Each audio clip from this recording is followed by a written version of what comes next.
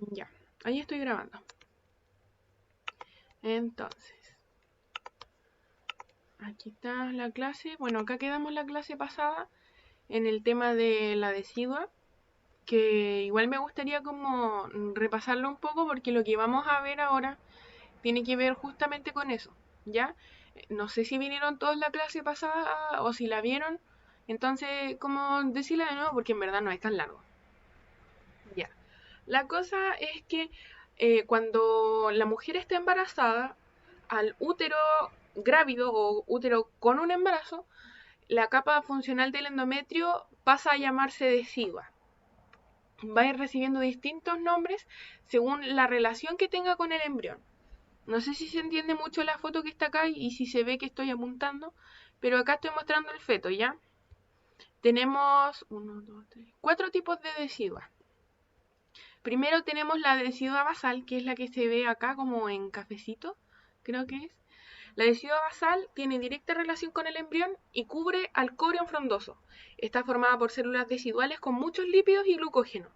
El corión frondoso más la decidua basal van a formar la placenta en su cara fetal. También tenemos la decidua marginal, que es la que se ve acá, que está como más cercana al orificio cervical interno, aquí. Y la decidua marginal es la que va a estar más cerca al canal de parto. Esa va a ser como su definición. La decidua capsular va a ser la que va a rodear por fuera al embrión, la que estoy apuntando aquí, sobre el polo avembrionado. Con el tiempo... ¡Ay, llegó alguien! La Cata. Hola, Catita. Estábamos explicando, creo que viniste a la clase pasada, así que no creo que te pierdas. Estamos hablando de la decidua capsular. ¿Ya? Entonces, como decía, la decidua capsular es la que rodea por fuera el embrión, en el polo avembrionado, y después va a ir creciendo y creciendo y se va a unir con la decidua parietal, quedando el amnios por dentro y el corión por fuera. La decidua parietal es esta que vemos acá, que está como al lado contrario del feto. Es el espejo de la decidua basal. Es esta parte que se ve aquí. Entonces, la decidua capsular va a estar en la parte del amnios y el corión va a estar por fuera en la parte de la decidua parietal, ¿ya? Por eso quería que repasáramos esto porque ahora vamos a ver la estructura de la placenta, ¿ya? Que en verdad va a estar súper relacionada con lo que acabamos de hablar. Respecto a la estructura de la placenta, en el 4.º mes de gestación se va a encontrar como ya la placenta así como formada, como consolidada, y va a estar dividida en 2 partes. Va a tener su porción fetal, que va a ser la que vamos a ver acá, y, y la porción materna, que va a ser la que va a estar formada por la decidua basal. Entonces, la porción fetal va a estar formada por corión frondoso y la porción materna por decidua basal. Del 4.º a 5.º mes de gestación, la decidua va a presentar tabiques de decidua basal. Que esto va a ser como, a ver, déjenme buscar la imagen de la placenta. Van a ser los que están aquí, tabiques de la decidua basal. Y estos tabiques van a hacer que la placenta como que se haga como un rompecabezas, ¿ya? Y las piezas de ese rompecabezas van a ser los cotileidones. Y los tabiques de la decidua basal van a ser como los límites de estas piezas de rompecabezas. Y todos los cotileidones juntos van a formar esta placenta, esta especie de rompecabezas. Es por eso que cuando nosotros vayamos a atender un parto, o sea, el alumbramiento y todo, nosotros tenemos que peinar esta placenta porque los cotileidones van a estar divididos por estos tabiques de decidua basal. Entonces, si falta una pieza del rompecabezas, esa pieza tiene que estar en alguna parte y lo más probable es que esté adherida, no haya salido junto con el alumbramiento, entonces puede provocar hemorragia. Ahí habría que hacer como alumbramiento instrumental, pasar a pabellón y todo ese tipo de cosas. Pero si lo ven como una pieza de rompecabezas, se hace mucho más fácil analizarlo, porque es como que ya sale como todas estas piezas de rompecabezas y al peinar la placenta, al pasarle la manito, nosotros vamos a ordenar esas piezas de rompecabezas. Y si el rompecabezas está completo, no va a faltar ninguna pieza. Lo vamos a sentir que está completo. Pero si a este rompecabezas le falta una pieza, que sería un cotiloidón, vamos a ver ese hoyo, porque al pasar la mano por la placenta, esta no va a ser uniforme. se va a notar un hueco y le va a faltar esa pieza que va a ser el cotiledón, ¿ya? No sé si se va entendiendo. Sí se entiende, Paula. Sí, se entiende. Bacán. Ya, sigamos entonces. Entonces, como decía, se van haciendo estos tabiques del adhesivo basal, que son los que vimos en las partes de la placenta recién. Los tabiques no van a llegar a la lámina coriónica y tienen un núcleo central de tejido materno. La superficie va a estar cubierta por una capa de células sincitiales del sincitio trofoblasto. Van a estar separando la sangre materna de los lagos intervellosos, porque tenemos que recordar que la sangre materna con la sangre fetal en ningún momento se tocan. Como que se miran así como que se hacen ¡oli! Por toda la capa sincitiales que las separan. Es como esta canción, una calle nos separa, y esa calle que los separa es la capa sincitial, porque uno está a un lado y el otro está al otro, pero se ven y se saludan así. ¿Ya? ¿Alguien escribió algo?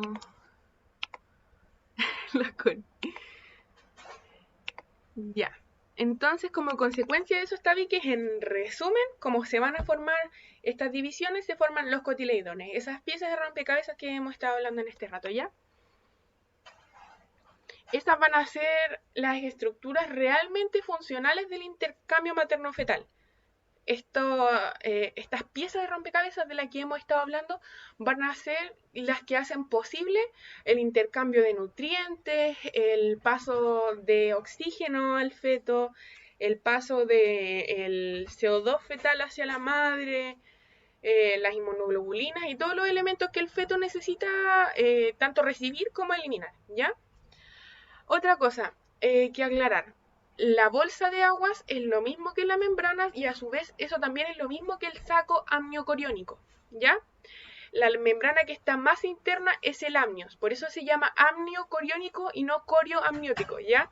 Es amniocoriónico en orden alfabético. Amnio, BC, coriónico, ¿ya? Como vimos, Ay, no estoy moviendo el mouse. Aquí está la decidua capsular, y eso sería la parte que está adentro, que es el amnios, y la decidua parietal después está el corión, ¿ya? Así se van a formar las membranas fetales, ¿ok? Entonces vamos a pasar a la siguiente diapo. Ahora vamos a ver las características de la placenta termino. No le puse acá como imagen porque en verdad son como términos como así como súper generales. Después vamos a ver más fotitos de placenta, ¿ya? Como dijimos antes y como pudimos ver en la foto anterior, es un órgano que tiene forma de discoide. Tiene un diámetro de 15 a 25 centímetros, puede ser más o puede ser menos dependiendo de la edad gestacional, de las características maternas. Por ejemplo, si tenemos una mamá que, no sé, pues por ejemplo, es súper baja, si mide como, no sé, 1,40 m, obviamente la placenta va a ser más pequeña y el feto va a ser más pequeño. Por otra parte, si tenemos una mujer que mide 2 metros, ella va a tener una placenta más grande porque va a tener un útero más grande y un feto más grande.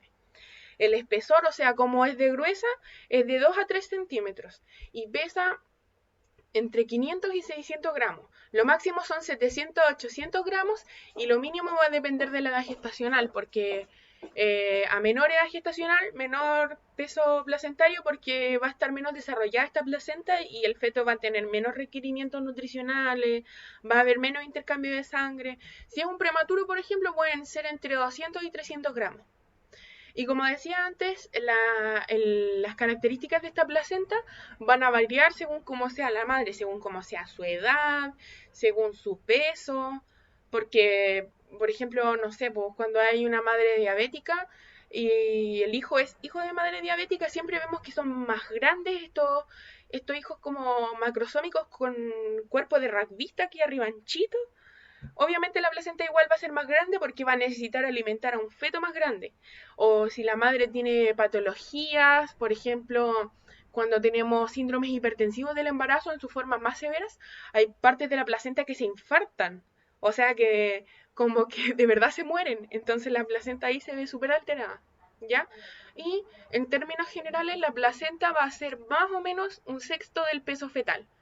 O sea que, a ver, por ejemplo, tenemos un feto que va a ser prematuro y bucha, va a ser un sexto del peso fetal, entonces ya, por ejemplo, la placenta pesó 200 gramos, ya, y habría que multiplicarlo por 5 porque 5 sextos sería el resto del peso de ese recién nacido, y 200 por 5 van a ser 1000. El recién nacido va a pesar más o menos 1000 gramos. Eso igual nos puede ayudar a hacer una relación cuando nosotros vayamos y pesemos la placenta, porque esa se pesa en una máquina. Entonces ahí nosotros vamos a decir, ay, a la placenta, no sé, pesa 200 gramos, el feto va a pesar como 1 kilo, yo lo tomo y estimo porque cuando es como recién, uno no lo va a ir a pesar al recién nacido todas las veces. Uno tiene que aproximar pesos como nos decía la profe Javi siempre.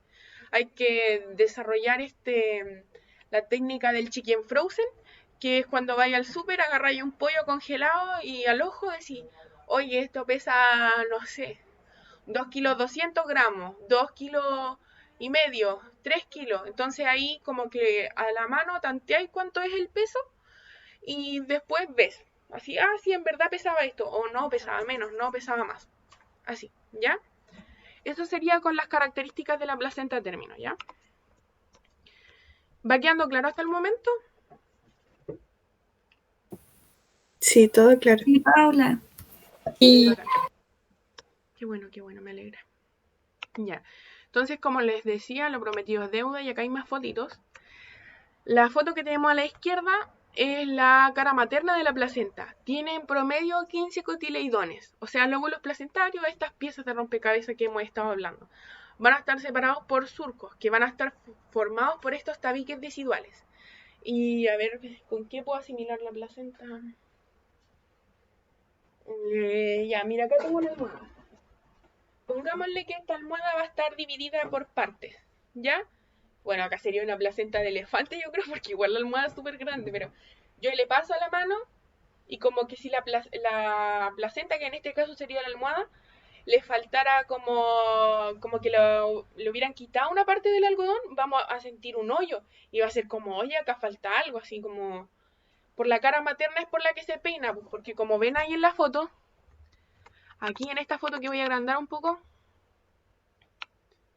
Ay, ¿qué hice? No. Ahí. Como ven en esta foto, se ven las divisiones de la placenta, pues. Entonces, si pasamos la mano y falta, por ejemplo, ese cotileidón, lo vamos a sentir porque va a ser como que realmente hay un hoyo así, una depresión muy grande y se va a notar que falta algo, ¿ya? ¿Y qué más puedo agregar de la cara materna? Ya, en caso de que falte algún cotileidón, una de las patologías más frecuentes va a ser la hemorragia postparto, que la mujer va a sangrar y va a sangrar y va a sangrar. Ahí después vamos a ver más adelante qué hacer, pero vamos a tener que calcular el índice de choque y todas esas cosas que vamos a ver en emergencias obstétricas, pero que no se les olvide. Si no hay un cotileidón, lo más probable es que haya una hemorragia postparto, ¿ya? Y la otra cara que vemos a la derecha, esta que está como con estos blanquitos, es la cara fetal, que va a estar cubierta por la lámina coriónica y también el coreo va a estar cubierto por el amnios. En el centro o pericentral quiere decir como alrededor del centro, porque nos va a hacer como que... ¿Con qué lo puedo comparar? Aquí tengo una velita. Pucha, no cierra ya, no importa. No va a ser como que aquí tengo la placenta en su cara fetal y no va a ser como que justo el medio va a estar inserto el cordón umbilical, sino que igual puede estar como más hacia los laditos, ¿ya? Pero nunca como en las esquinas. Si está como en las esquinas, como acá en estas partes, es porque algo va a estar mal, porque no es normal. Puede ser central o pericentral, alrededor del centro, pero nunca a los márgenes. No, eso no debe ocurrir, ¿ya? Y si ocurre, ahí tenemos que decir, no sé, a médico, oiga, ¿sabe qué?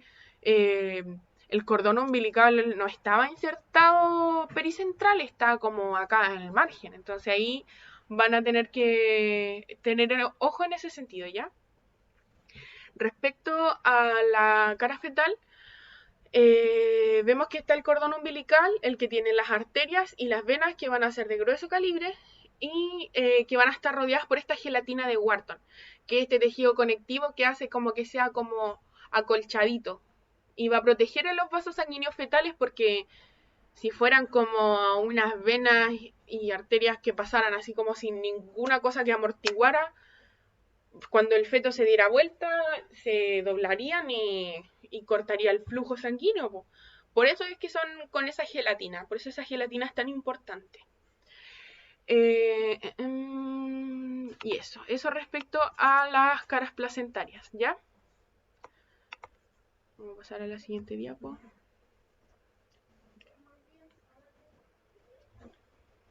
Ya. Las funciones de la placenta. La placenta es un órgano y como todo órgano va a tener varias funciones. Y de hecho acá no se detallan todas porque son demasiadas. Pero las principales que vamos a ver van a ser las siguientes. Primero tenemos las relacionadas con el crecimiento fetal. Esto va a permitir que al feto se le aporten nutrientes y oxígeno, van a regular la difusión en la circulación materna de los productos del metabolismo fetal, como el CO2 y la urea, y va a actuar como un órgano endocrino con repercusiones sobre el metabolismo materno y fetal, porque la placenta al final va a producir hormonas tanto para la madre como también en parte para el feto. Porque hay que darse cuenta, pues, o sea, el feto no puede funcionar por sí solo, no es un organismo que sea autónomo. La placenta va a suplir la función de sus pulmones, de sus riñones, de su intestino, de la piel, del hígado y también de algunas otras glándulas endocrinas. También el feto en parte va a funcionar su sistema endocrino, pero no va a ser lo suficiente como para que él se mantenga vivo por sí mismo. Él va a depender de la placenta totalmente. No puede vivir sin ella. Otra función que tiene la placenta es el transporte, que va a permitir que el feto reciba una cantidad de nutrientes que sea adecuada de acuerdo a sus necesidades, con fin de otorgarle una alta velocidad de crecimiento, porque el feto igual crece súper rápido, o sea, al principio es como más estancado ya los primeros 3 meses, me refiero en tamaño, porque al principio es pequeñito, aunque están ocurriendo un montón de cosas en él, pero después ya empieza a aumentar harto su tamaño, los depósitos de grasa subcutánea se vuelven más gorditos y todas esas cosas, ¿ya? Y también va a permitir que al feto se elimine el calor producido por las reacciones metabólicas, que se elimine el CO2, los ácidos fijos y las sustancias nitrogenadas como la urea, por ejemplo, que esa es la principal. Respecto a las funciones endocrinas de la placenta, tenemos la regulación del metabolismo materno, mantención de la producción de hormonas en el embarazo, como hormonas peptídicas y esteroidales que hemos visto en las clases anteriores y que también hoy día vamos a echar un repaso de las que son más importantes, como por ejemplo la gonadotrofina coriónica y el lactógeno placentario, que son como las fundamentales junto con la progesterona y los estrógenos, que esos se producen igual en fases que no son de embarazo, pero de la misma manera igual siguen siendo súper importantes. También tenemos la calcitonina, la adrenocorticotrofina coriónica, la relaxina, la tirotropina coriónica, que es la hormona del crecimiento, y un montón sin fin de otras hormonas que existen, ¿ya? La placenta también va a tener una función inmune para proteger al feto, secretando sustancias que inhiben al sistema inmune materno para no reconocer al feto como un cuerpo extraño, ¿ya? Porque al final el feto tiene la sangre de la madre, la información genética de la madre, pero también del padre, pues entonces perfectamente el cuerpo va a poder reconocerlo como un parásito, como algo que no corresponde. Por eso el profe Marcucci siempre decía que era un halo injerto, porque tiene parte de la madre, pero también tiene parte del padre. Entonces, gracias a la producción de las hormonas que va a hacer esta placenta, va a hacer que el cuerpo no ataque a este feto, a menos que tengamos fenómenos de sensibilización por grupo o por RH, ¿ya? Pero esos son casos excepcionales que vamos a ver más adelante. Respecto a la función hemostática, tenemos que la placenta regula la presión arterial porque tiene moléculas o sea, produce moléculas vasomoduladoras y tiene capacidad de metabolizar las sustancias vasoactivas circulantes. Por eso es que al principio la presión, los latidos cardíacos de la madre pueden disminuir, ¿ya? Porque la placenta tiene esta función de regular las cosas para que funcionen mejor, incluso cuando tenemos madres que tienen hipertensión, ¿ya? Es la placenta en la que hace como de escudo literal, como que esta es la placenta, como que es un escudo así tremendo para que la presión arterial y muchos otros elementos no afecten al feto. Se pone de escudo y por eso la placenta tiene infartos algunas veces, porque ella se sacrifica con tal de que al feto no le pase nada, ¿ya? Otra función que tiene la placenta va a ser definir las características del líquido intersticial al dar la base morfológica del intercambio capilar de la microcirculación. En español, lo que va a decir es que la placenta va a dar la forma para que puedan pasar sustancias del feto hacia la madre y de la madre hacia el feto. Eso quiere decir en español, porque igual es como medio enredado. Y también va a tener propiedades antitrombóticas, pero tiene una función protrombótica ante la demanda tisular, porque la demanda tisular en el embarazo va a aumentar porque la madre, o sea, crece un montón, aumenta de peso, aumentan de tamaño sus mamas, aumenta de tamaño su útero en una cantidad enorme. Y aparte se forma este órgano que las mujeres que no estamos embarazadas no tenemos, y literal es un órgano pesado igual, pesa como medio kilo. Igual es harto lo que tiene que suplir, pues. Entonces va a formar un estado antitrombótico, pero también va a tener otra reserva funcional, que va a ser la placenta. En todo esto, el espacio intervelloso, etcétera. Porque el cuerpo tiene que prepararse para el momento del parto, donde va a haber una pérdida significativa de sangre, sí o sí, ya sea por parto vaginal o sea por cesárea. ¿Ya? Y por último, pero no menos importante, tenemos la función física. ¿A qué me refiero con función física? Literal, física, anatómicamente, la placenta, como que tenemos el endometrio y la placenta se agarra de un lado del endometrio y del otro lado agarra el feto a través del cordón umbilical. Entonces, por una parte, como que hace este enganche con el endometrio y por el otro lado agarra el feto y se mantiene aquí manteniéndolo juntos. Juntos pero separados. Pero al fin y al cabo es como la unión entre el útero y el feto, ¿ya? Y también va a proteger al feto, como les dije, como es esta especie de escudo así, como que, oye feto, yo me muero por ti si es necesario, doy la vida. Lo va a proteger también ante fluctuaciones peligrosas de la presión arterial, aunque eso significa que partes de la placenta se infarten y se mueran, ¿ya? ¿Hasta ahora va todo claro o hay alguna duda? Que igual estaba hablando como muy apasionadamente. No, está súper bien, Paula. Ya, bacán.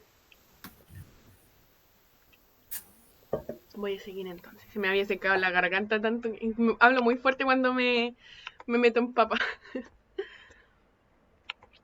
Ya. Entonces, vamos a tener distintos mecanismos de transporte placentario, porque no va a ser como que pase así como todo directo por el cordón umbilical, como que sea un tobogán para que pasen los nutrientes. No, pues van a haber distintas formas de transporte gracias a la placenta. El primero de ellos, esto es como biología, como lo que vimos cuando estábamos en primero, ¿ya? El primer mecanismo de transporte va a ser la difusión simple, que este es el más fácil de todo porque va a pasar desde un sitio de mayor concentración a uno donde hay menos concentración, porque va a estar arrastrado por esta fuerza que lleva de más a menos. El otro mecanismo va a ser la difusión facilitada, que va a pasar desde un sitio de mayor concentración a uno de menor concentración. Va a haber una molécula que va a hacer que esto sea más fácil, como que, no sé, pues va a estar la sustancia y puta, agarro el celular, pido un Uber y no sé, a ver, aló, oye, ¿sabéis qué? Mira, necesito ir al cordón umbilical. Ya, sí. ¿A qué hora me pasáis a buscar? A las 3:10 ya. Nos vemos. Ya. Y eso hace como que hay alguien que lo lleva. Es como literal como un Uber. Y el transporte activo va a ser el paso de una sustancia de menor concentración a otra de mayor concentración utilizando un transportador. Aquí sí que sería un auto porque acá necesito energía para moverme, necesito benzina, ¿cachai? Sería como ir, no sé, pues subiendo el Monte Everest en bicicleta y con un saco de harina en la espalda, porque ahí tenéis que gastar harta energía para llegar a ese lugar, pues. Necesitas llegar a ese lugar, pero es por... no va a ser gratis, ¿cachai? Tenéis que pagar un costo y va a ser un costo energético, como por ejemplo ATP en el transporte activo.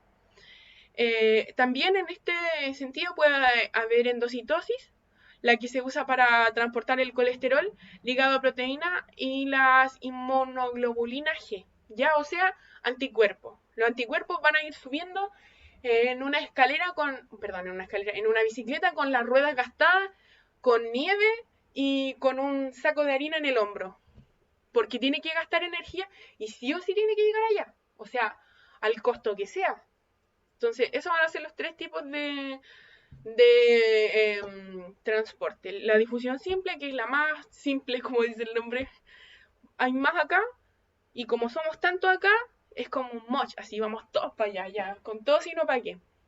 La difusión facilitada va a hacer que va a haber más gente en una parte y va a ir a otra donde hay menos gente, pero como que alguien le va a ayudar, así como que le van a hacer la paletía a ese dedo y se lo llevan nomás. Mientras que el transporte activo genera una demanda energética. Este es como el más complejo de los tres mecanismos de transporte, porque va a necesitar un catalítico, algo, un mecanismo energético que haga que lo lleven para allá. No va a ser tan simple como hacer dedo y que lo lleven gratis.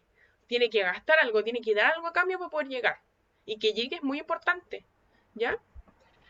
Así que eso con los mecanismos de transporte placentario. Otro elemento que tenemos, voy a tomar un poquito de agüita porque soy muy gritona, entonces se me seca la garganta. Ya, ahora sí. Otro elemento súper importante que tenemos en la placenta y fundamental es el cordón umbilical. Como característica va a tener que tiene vasos sanguíneos que transportan materiales que serán intercambiados entre la madre y el feto. El feto le pasa a unos a la madre le pasa a otro. Va a ser una proyección del pedículo de fijación, que esto como que en verdad es parte de embrio, así que no importa tanto. Va a estar rodeado de un tejido conectivo especial rico en miofibroblastos, con muchos tipos de colágenos y proteoglicanos, que va a ser la gelatina de Wharton, este que va a ser como ¿cómo se llama esto que está en los autos? El airbag.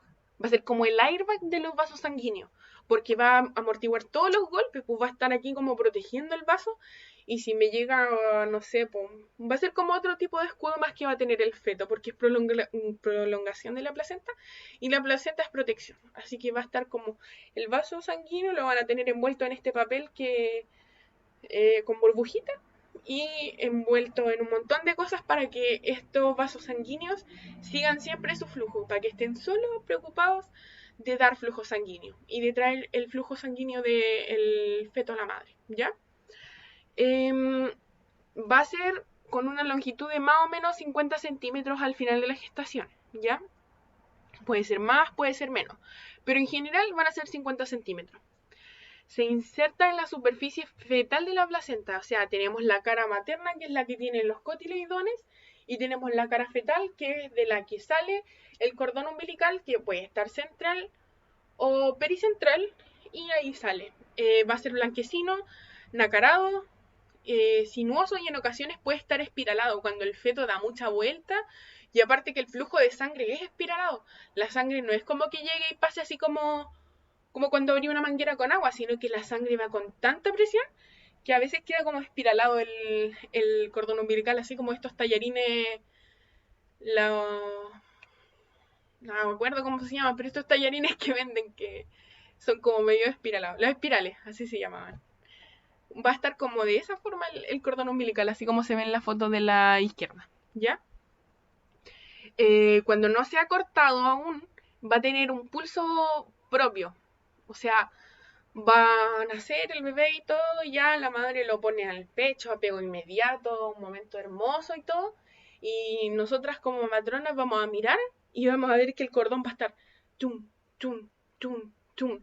Mientras no lo cortemos, no va a dejar de, de latir, pues al principio no deja de latir, después cuando ya está blanco lo ideal es cortarlo, po. Pero al principio no es necesario y porque eso mismo, acá me estoy yendo en otra cosa, pero igual creo que es importante decirlo.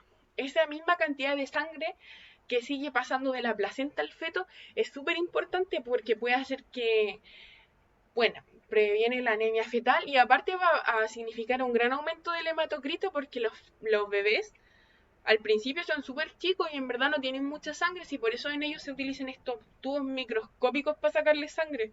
Entonces, el cortar el cordón tardíamente va a ser lo mejor en la mayoría de los casos porque le vamos a permitir que tenga más sangre, ¿ya?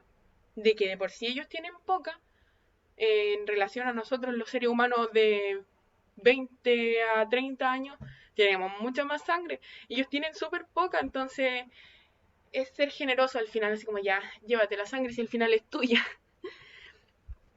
Y otra cosa importante es que no tiene terminaciones nerviosas. Al bebé, cuando haya que cortar el cordón umbilical, no le va a doler, ni a la mamá tampoco.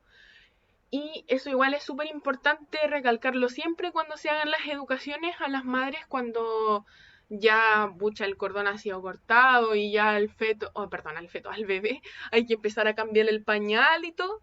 Es súper importante destacar que el cordón umbilical no tiene terminaciones nerviosas porque, uno, cuando le corten el cordón umbilical, la mamá como que a lo mejor no cacha que no tiene terminaciones nerviosas y va a ver que se lo van a cortar y va a quedar así como, ¿qué le hicieron a mi guagua? Así como se le cortaron el cordón. Y después, lo otro que va a pasar va a ser que cuando le hagan la muda y tengan que hacer el aseo de cordón con alcohol, le va a dar frío a la guagua y por eso va a llorar. Y la mamá va a pensar, ¡oh! Le estoy quemando así como si le tuviera una herida y yo le estuviera echando sal. Como una cosa así va a pensar. Entonces siempre hay que explicar eso y recalcarlo para que se haga un buen aseo de cordón. ¿Ya? Eso respecto a las características del cordón umbilical. Ya. Respecto a los vasos sanguíneos que tiene, en esta foto me encanta porque se ven súper bien. Tiene las arterias umbilicales que van desde el feto hacia la placenta llevando la sangre desoxigenada que tiene los productos de desecho. Que van a ser estos que se ven acá arriba como... Esta se parece como al grito, en verdad. Como que está así como... Entonces los ojos van a ser las arterias umbilicales y la de abajo, esa que se ve como que la boquita, va a ser una que va a llevar desde la placenta al feto la sangre oxigenada, limpia de productos de desecho. Acuérdense que la circulación es al revés de cómo es en las personas cuando ya son más grandes. Acá la arteria lleva la sangre desoxigenada y la vena lleva la sangre oxigenada, pero solo cuando están en el vientre materno. Después ya esto cambia. ¿Va quedando claro hasta ahora?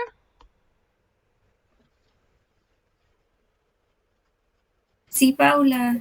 Sí, ¿Qué más tenemos por aquí? Como un cambio acá. Ya. Lo otro que tenemos es el líquido amniótico, que a mí me gustó harto la imagen que está a la izquierda, porque permite entender como las dimensiones del líquido amniótico. Bueno, primero como características generales, el líquido amniótico es este líquido que rodea al feto y está contendido por las membranas ovulares, por las membranas amniocoriónicas, o sea, el amnio es la parte interna y el corio es la parte externa. Esta cavidad amniótica se va a formar a las 9 semanas y el volumen del líquido amniótico va a ir aumentando de forma progresiva. A las 8 semanas van a haber 10 ml, que es poquito, o sea, hemos visto las jeringas de 10 ml en nada.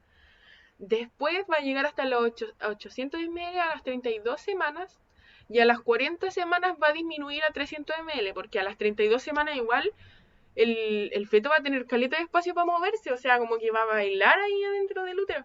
Pero después ya a las 40 semanas está súper apretado porque el útero está como explota mi corazón, porque va a tener mucho que contener, o sea, un feto así súper grande de 3 kilos, o cuando son macrosómicos 4 kilos, y el líquido así como apenita, y el feto va a estar así como, ¡ay! No me puedo mover, prácticamente. Y este líquido amniótico se va a renovar cada 3 horas mediante la barrera amniocoriónica, la deglución fetal y los pulmones fetales, ¿ya? Entonces, como vemos acá en la imagen, la que está a la izquierda, lo que está entre el feto y las paredes del útero, o sea, más que las paredes, como entre el saco amniótico, va a ser líquido amniótico, ¿ya? Va a ser este líquido que permite que el feto como que flote adentro del útero. Acá en esta foto igual se ve súper bien. Es lo que está acá dentro de esta bolsa amniocoriónica. Y de hecho acá es súper bacán porque en la parte fetal, o sea, tenemos la cara fetal y la cara materna. Y acá se ve súper bien el corión frondoso, se ve como este arbolito que yo les decía antes. Ahora que viene... Ya. Ahora vienen los mecanismos de formación y de eliminación del líquido amniótico, ¿ya? Primero vamos a ver la formación. En el primer trimestre, este líquido amniótico se va a formar en un 100% en la membrana amniótica.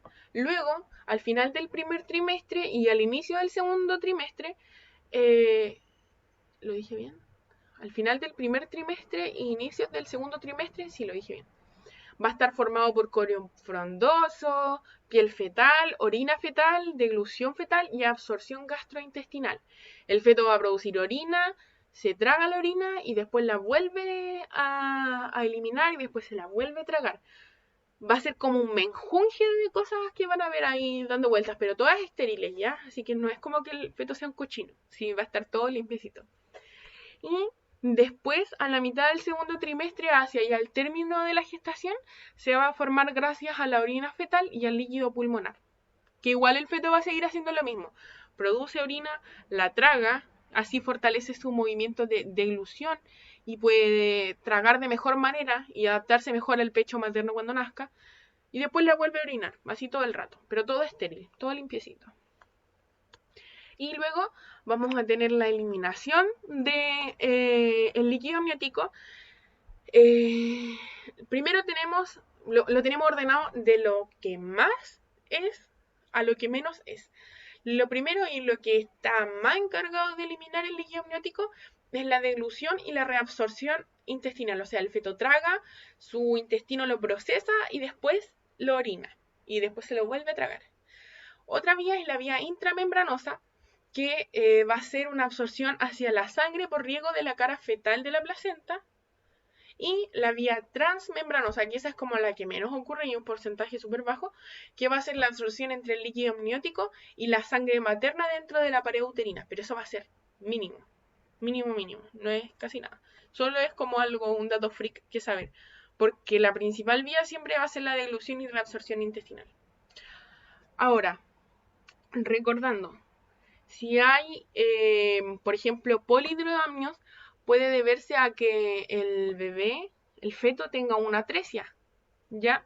Donde no va a poder tragar y deglutir y como que va a seguir llegando líquidos por otras vías en el metabolismo fetal. El feto va a orinar y va a orinar y va a orinar y el útero va a estar como un globito así como inflándose y llenándose de orina y el feto va a estar nadando en todo este mar de orina estéril, líquido amniótico, y no va a poder tragárselo. Entonces, esa es una causa importante de polidromios, ¿ya? Que igual después lo vamos a ver más en profundidad, solo que me acordé y creía que era bueno ir relacionando.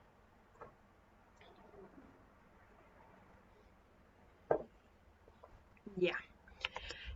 Finalmente, terminando el tema del líquido amniótico, tenemos que este líquido tiene un montón de funciones súper importantes.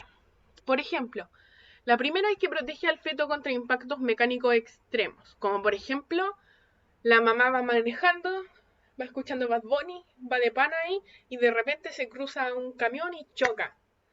Y el manubrio le pega en el volante, perdón, le pega en el útero. Y gracias al líquido amniótico, que es como esta suerte de airbag, va a proteger al feto y el feto no va a quedar hecho papilla de feto adentro del útero. Puede que le quede un moretón, que se pegue feo igual.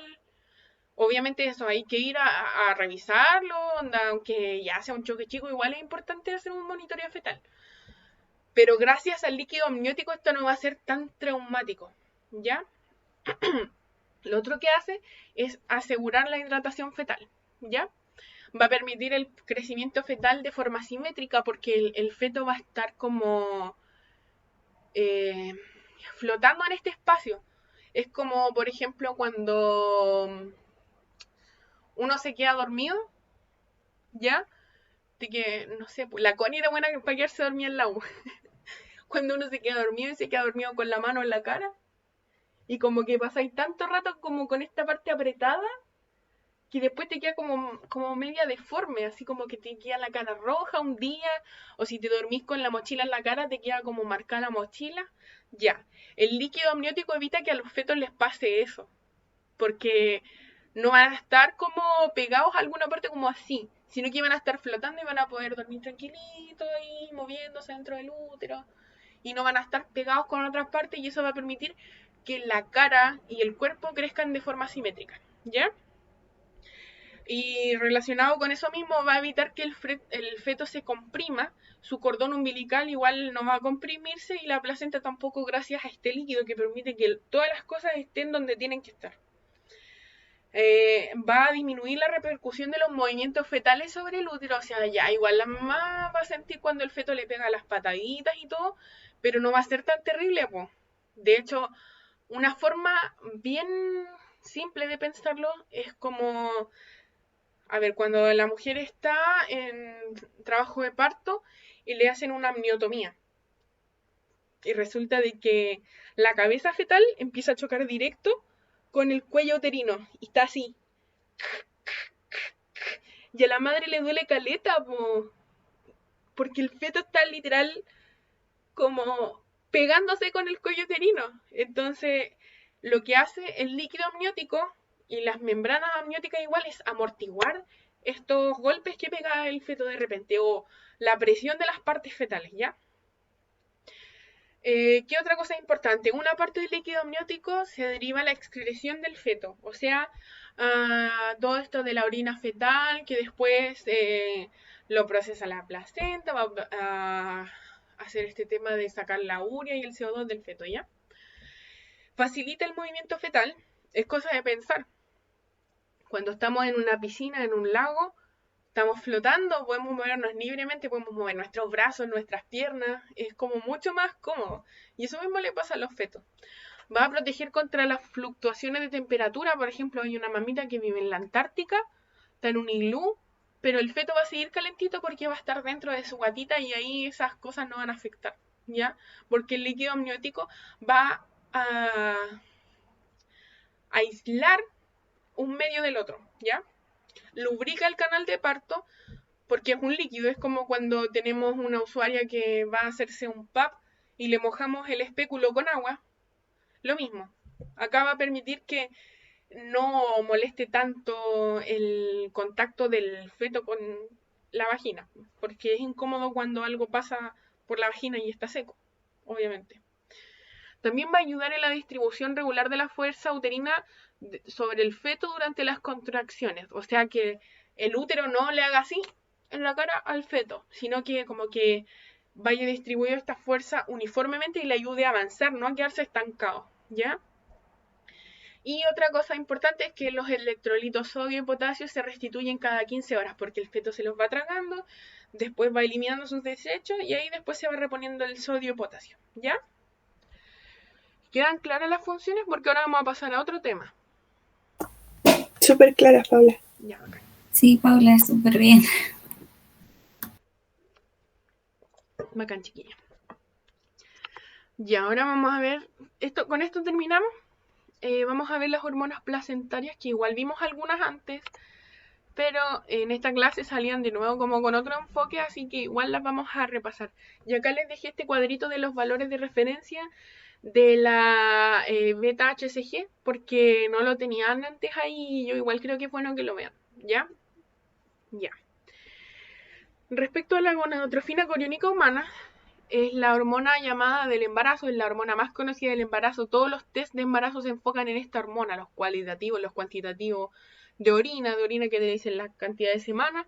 Esos que detectan la cantidad de semanas, todo eso gracias a la gonadotrofina coriónica, porque ven la cantidad de esa hormona que hay. Y lo mismo pasa con los test de embarazo de sangre, ¿cachai? Porque te van a ver cuánta gonadotrofina coriónica hay y van a decir más o menos como que tiene como entre 5 y 6 semanas, así como que te van a dar el rango, ¿ya? Aunque hay que acordarse, haciendo memoria de lo que hemos hablado, lo más importante para determinar la edad gestacional va a ser la ecografía precoz, ya mediante la medición de la longitud cefalonalgas. Eso. Entonces, volviendo a la gonadotrofina coriónica, va a actuar mediante los receptores de LH y beta gonadotrofina coriónica en la membrana plasmática. Recordemos que dijimos que esta hormona es muy patúa porque llega y literal uno ocupa en los receptores de LH. Se los toma si no le importa nada. Chao LH, llegué yo, fuiste buena nomás. El que fue a Melipilla perdió su silla y se queda con todos esos receptores, ¿ya?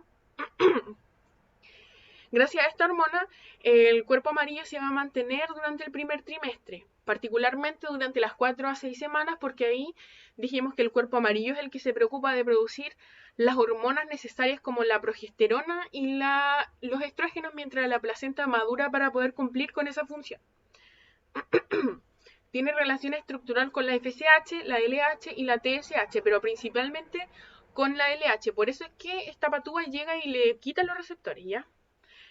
Es una hormona que es detectable entre los 7 y 9 días después del pic del LH y su punto máximo es hasta los 120 días. Después de esto se va a mantener estable hasta el parto, ¿ya? Respecto a su síntesis, se va a producir casi exclusivamente en la placenta, porque el riñón fetal igual va a producir una parte, pero es como que la placenta hace una olla, así con un caldero lleno de HCG, y llega el riñón fetal y hace esto, una pizquita. Pero igual es bueno saberlo. Antes de las 5 semanas de gestación, la gonadotrofina coriónica se va a expresar en el sincivio trofoblasto y el citotrofoblasto. Y después, cuando las cifras séricas, o sea, las cifras en sangre, vayan a alcanzar el máximo, la gonadotrofina coriónica se produce casi por completo en el sincitio trofoblasto, ¿ya? Las concentraciones de beta-HCG en suero y orina. Es posible que la beta-HCG entre a la sangre materna en el momento de la implantación del blastocisto, ¿ya? Las cifras plasmáticas van a aumentar exponencialmente con duplicación cada 2 días y cifras máximas entre la semana 8 y 10, alcanzando casi 100.000 miliunidades por ml a los 60 a 70 días post-FUR. Como vemos acá, acá nos sale incluso un rango que dice entre la semana 7 y 12, entre 11.500 y 289.000 miliunidades por ml. Eso es caleta. Un número muy grande. Entonces, como vemos, parte siendo así como que parte así como, no sé, pues cuando estáis empezando a pololear y queréis como salir a comer y como que come poquito, así como ijijiji. Después ya lleváis más tiempo y vais comiendo más y más y más hasta que ya como que te da lo mismo, todo te vale y llegáis a estas cifras así. Ay, pasé a abrir otra cosa aquí. Ya. Entonces, entre la semana 10 y 12, las cifras plasmáticas empiezan a bajar discretamente y alcanzar a un nadir, que como vimos en MEFI, está el ACME, que es el punto más alto de la curva, y el nadir, que es el punto más bajo. Alrededor de la semana 16, las cifras plasmáticas se van a mantener en su nivel más bajo por el resto del embarazo. Como ven ahí, entre la semana 16 y la 29, como que ya tienen unos valores que no son tan altos, pues porque acá tenemos el tremendo pico, así como que va ya discretamente y de repente ¡fua! Se pega la media subida y después ya empieza a decaer y se mantiene constante, ¿ya? Las cifras máximas de beta-HCG en la orina se van a registrar más o menos en la semana 10 de gestación. Como vemos aquí entre la semana 7 y 12, que hay un rango que es el más alto de todo. Respecto a las cifras anormalmente bajas o altas de la beta-HCG, se pueden encontrar anormalmente altas en embarazos múltiples, eritroblastosis fetal vinculada con anemia hemolítica fetal y en enfermedad trofoblástica gestacional, cuando hay esta hiperplacentación que hablamos, que es la tremenda placenta, así como la almohada que yo mostré delante, es enorme, y eso va a hacer que se produzca más beta-HCG.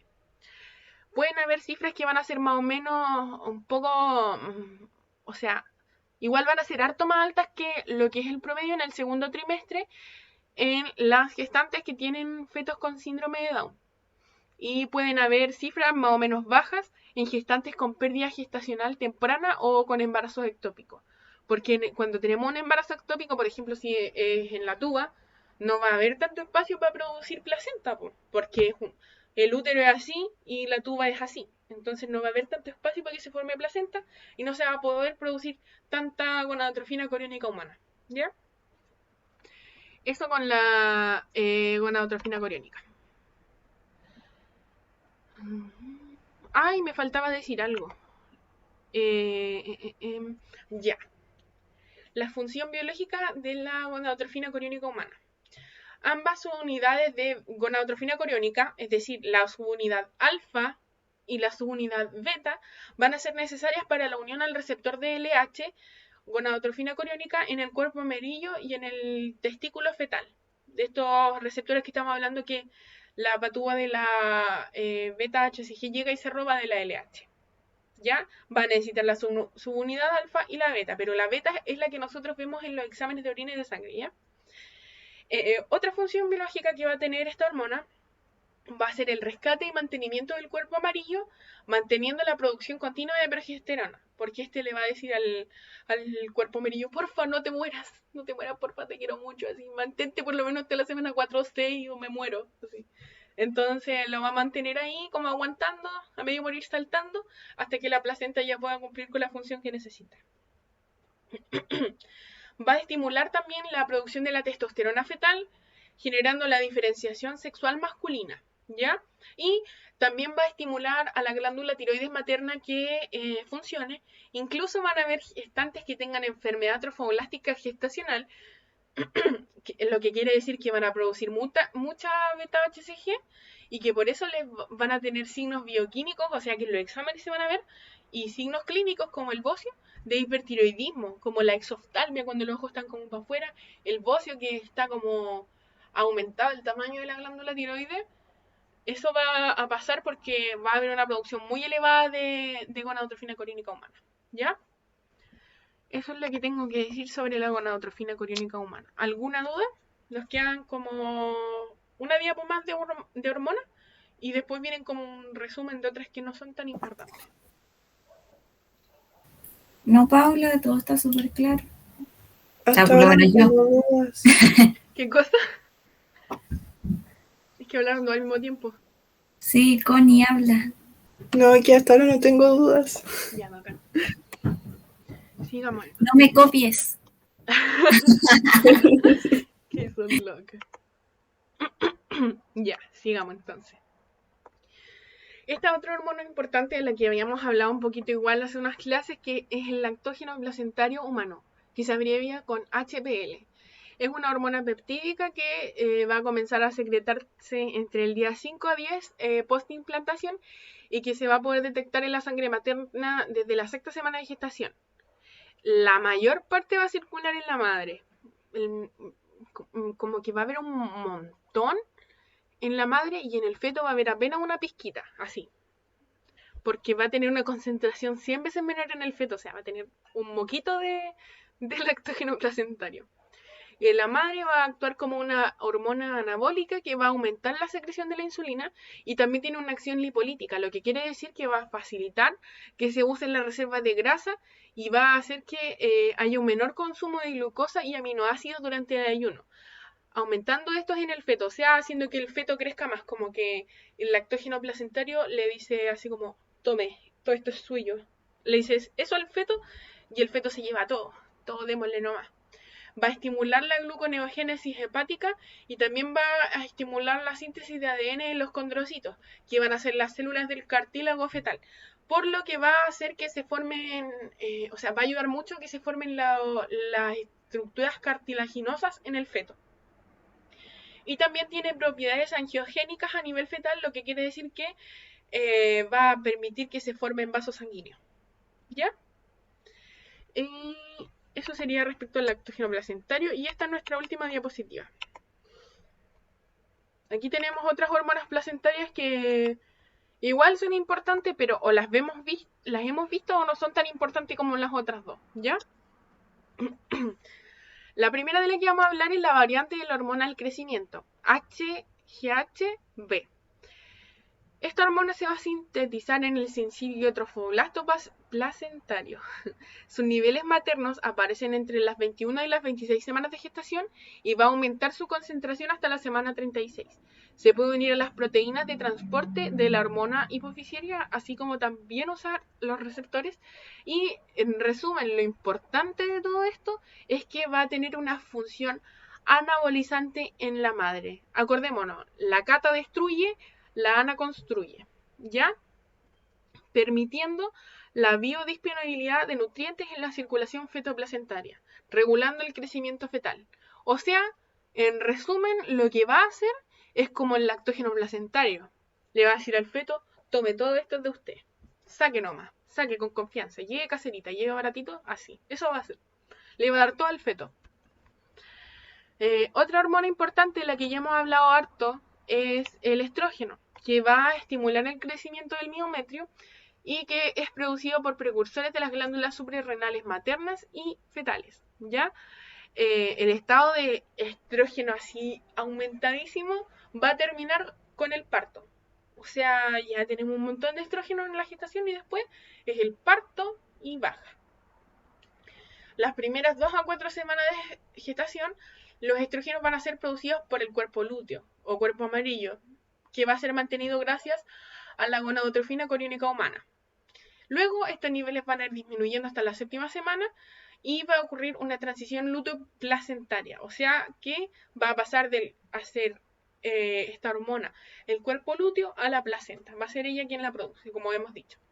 Y eso respecto a los estrógenos. Otra hormona importante de la que hemos hablado igual, pero igual nunca está de más, es la progesterona, que es secretada por la placenta desde las 8 semanas. Antes es secretada por el cuerpo amarillo, ¿ya? Se sintetiza a partir del colesterol, inhibe las contracciones uterinas, por lo que se le atribuye la mantención del embarazo. Como yo les decía, tiene que haber un equilibrio con la progesterona, ¿ya? Porque si no se pueden desencadenar las contracciones uterinas. Tiene efectos inmunosupresores porque favorece la secreción de las citoquinas TH2 o T-helper2 por los linfocitos T, regulando el sistema inmunológico de la madre y permitiendo que no se rechace a este feto y a esta placenta, ¿ya? Otra hormona importante y que, bueno, acá no se habla tanto de ella, pero es la hormona más bacán del mundo, yo la quiero mucho, la relaxina, porque esta hormona va a permitir que los tejidos conectivos de los ligamentos pélvicos y el cérvix se reblandezcan. ¿Qué hace? En resumen, permite un parto en movimiento y que las articulaciones estén más sueltitas y que se mueva el sacro y la nutación y la contranutación y, en fin, miles de cosas, así como la relaxina es como... no lo puedo decir, ya lo voy a decir que tanto, como que se fuma un pito la pelvis y está como suave, así como que de verdad se puede mover para todos lados la pelvis y el cuello uterino igual queda mucho más blandito. Entonces eso es lo que hace, como que relaja todos los tejidos y en especial las articulaciones pélvicas y los ligamentos pélvicos, ¿ya? Al principio de la gestación va a ser secretada por el cuerpo amarillo y más la progesterona van a actuar sobre el miometrio para favorecer que este miometrio esté relajadito, que no se mueva en las etapas tempranas del embarazo, evitando los abortos y manteniendo la gestación, ¿ya? Otra hormona que tenemos es la hormona paratiroidea placentaria, que es la PTH-RP, que va a tener niveles muy elevados en la circulación materna, pero no en la fetal, ¿ya? y que va a aumentar los iones de calcio en el plasma materno, porque lo que va a afectar el crecimiento y la osificación de los huesos fetales de forma positiva. O sea, más hormonas paratiroidea, más va a crecer el feto, más fuerte y va a tener huesitos de mejor calidad, ¿ya? Finalmente, tenemos las hormonas liberadoras similares a las hipotalámicas, donde hay un montón de hormonas, un montón de análogos, como por ejemplo, análogas de la GNRH, de la TRH, de la CRH y de la somatostatina producidas por la placenta, entre otros miles, cientos y millones de hormonas más, ¿ya? La que vamos a destacar acá es la GNRH placentaria, que esta va a permitir la producción de gonadotrofina coriónica por el trofoblasto, por lo que las cifras van a ser mayores al inicio del embarazo, como vimos en esta tablita que tenemos aquí. Al principio del embarazo, me refiero al principio como acá hasta como la semana 7 a 12, ¿ya?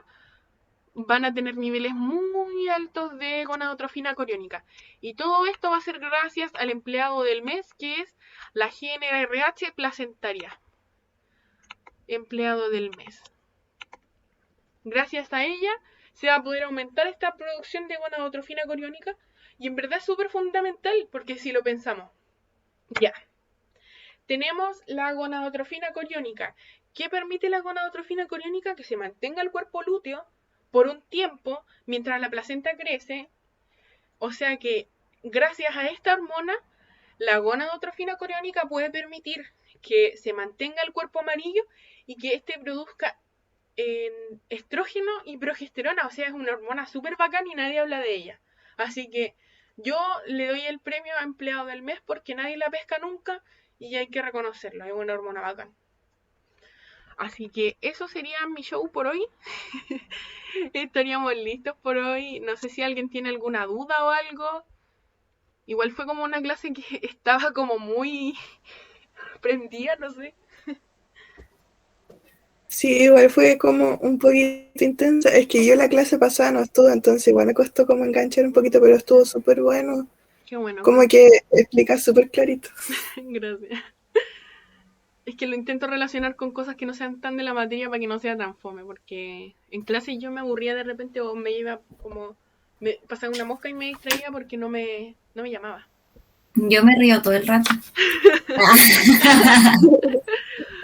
Como Es stand-up que soy comedy chistosa. obstetricia. Claro. No, pero todo bien. Ah, qué bueno. Esta es la última semana que no les paso casos clínicos, porque como les dije, es súper teórico y es imposible meter un caso clínico acá. Sí, es verdad. Pero la otra semana empezamos con MEFI, que de hecho al principio quiero hacer como una introducción de los parámetros del MEFI, del registro basal no estresante, del perfil biofísico fetal, y ya las Bacán. semanas después quiero meter como en papa así como los casos clínicos y muchas cosas. Claro. Pero primero quiero que sentemos bien las bases, como que pongamos los pilares fundamentales. Esto es el MEF, estos son sus parámetros, este es el registro basal no estresante, y cuando ya tengamos eso súper claro, pasar ya a analizar. Porque si no tenemos la base clara, no Va a podemos costar pegarnos el más. salto olímpico de ir y Claro. analizar casos complejos. ¿Ya? No sé si nos demoraremos 1 o 2 semanas en eso, pero me importa que lo aprendan bien porque igual MEFI es complicado. ¿Para qué estamos con cosas? Gracias, Es Paula. verdad. Para eso estamos. Así que eso, pueden ir a pegarse un tuto, a lo que quieran, y que les vaya bien en el certamen que tenemos después. Voy a parar de grabar. Gracias, Paula, a ti igual. Que te vaya súper.